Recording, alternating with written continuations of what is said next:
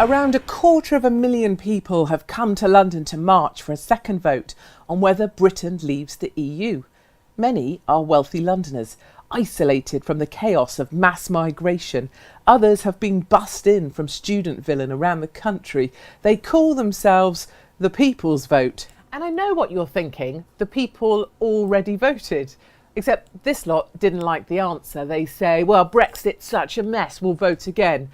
They say people didn't know what they voted for, we'll vote again. In fact, some of them even say a lot of people who voted leave are now dead. So let's vote again.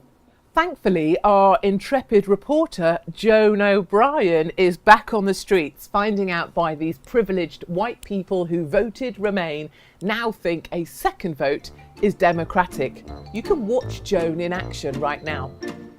My name is Joan O'Brien and I am back demanding a second vote on Brexit. Most of the people that voted leave were just mad racists anyway. Do you think there's a thing where asking people what they think, asking people for their opinion is actually quite a blooming bad idea because they'll vote for the wrong damn thing? Yeah, I can see how Hitler got about now. Before I couldn't see it. Me, myself, and maybe all the other Europeans, we could not vote for this. My son, I told you, is 18. He couldn't vote for this.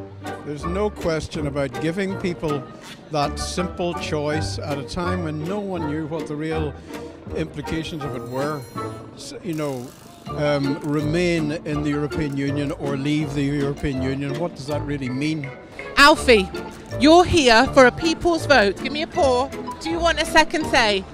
Do you even know what you want? Goodness me, dogs, you're so enthusiastic. Do you want another vote on Brexit? Amongst all this mess, one thing is perfectly clear. On the 23rd of June 2016, Leave celebrated its win and it pretty much laid down the baton Farage gave up, for example. But these guys didn't. The Remain campaign carried on campaigning, and it really feels now, with the support of the political establishment, with the judiciary behind them, with untold amounts of funding coming in and their ability to mobilise this number of people, that the People's Vote Remainers have the upper hand. We need to think again, and we need time to think again so that we can do it properly, and people need to vote again. More people would vote, and I think more people would vote to stay. We thought there was a trickle of hope now. We might get some chance to stay in the EU, but That's it won't evaporate tomorrow. But but so sort of a feeling of hope is what you're saying. Definitely. So many people and very good speeches, but just the feeling in the crowd has been amazing. Yes.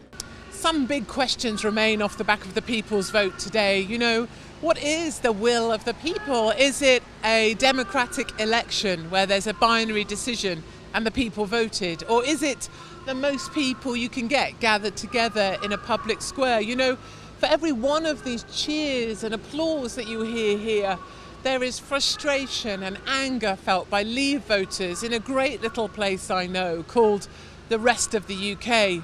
I do wonder, you know, what will happen to the 17.4 million people? What reason would they ever have to vote again?